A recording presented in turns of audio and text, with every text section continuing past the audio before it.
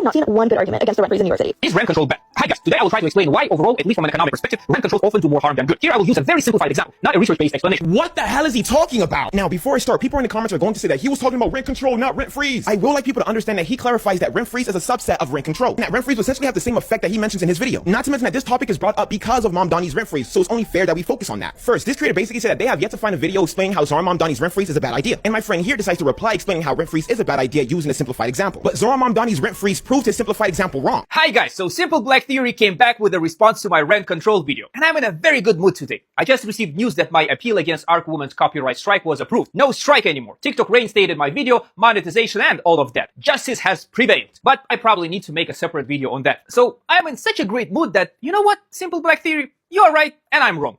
How about that? Nah, just kidding. But honestly, I should say, SBT, so far this is your best, most coherent response. I think I finally see some progress from your side. Or maybe it's just a good mood. There is one small caveat though. By the time you posted your video, I had already made a second video on rent freeze, addressing certain comments from the first rent control video. So I'm a bit suspicious that you made a response around 10 hours after I posted my second video on rent freeze, but didn't mention it once. Especially given that I mentioned you specifically in that video, saying I was surprised SBT didn't make a response video. Coincidence?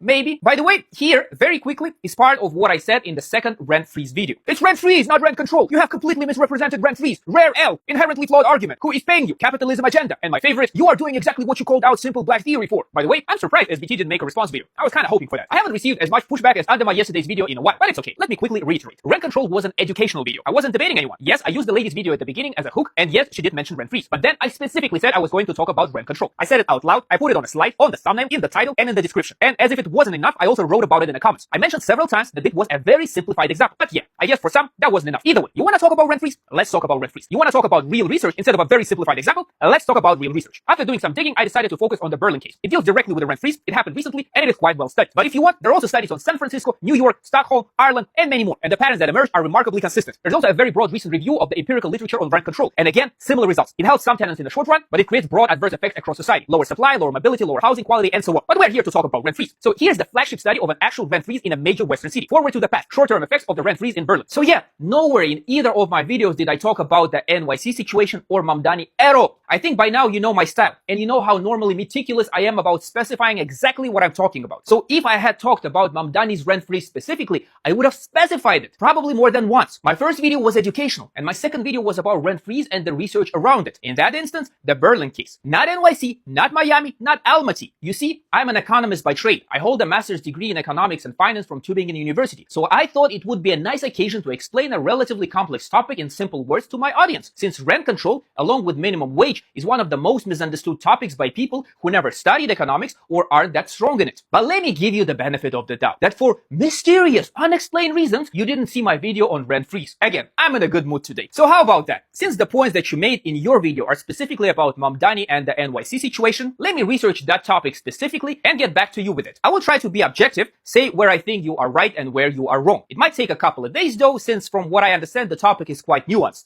And with that, everyone, and even you Simple Black Theory, have a good day.